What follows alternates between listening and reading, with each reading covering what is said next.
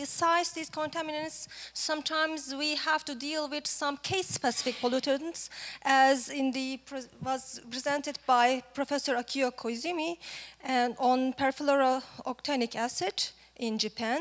And also sometimes we have to deal with also unexpected contaminants like radiocesium fluxes, as presented by Pratama.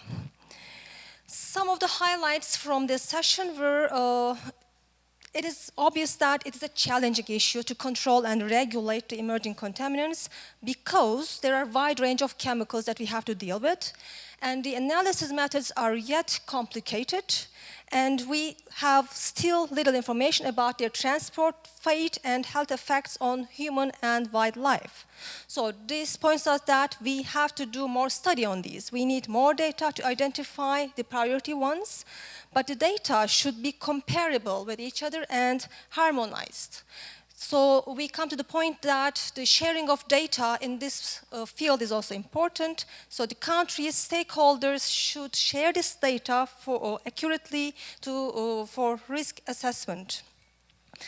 However, monitoring is not enough. We need to incorporate all stakeholders by using mass media. We had seen a good example of that. We have to include the private sector, the companies into the picture. And so their corporate social responsibility is utmost importance. So voluntary efforts are as much as important for the reduction of chemicals use and elimination of their emissions.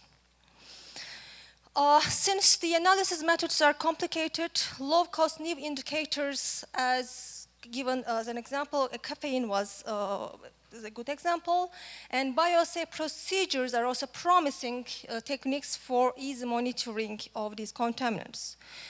We have seen that conventional treatment methods are reducing some of these emerging contaminants, but for their total elimination, advanced treatment technologies may be needed.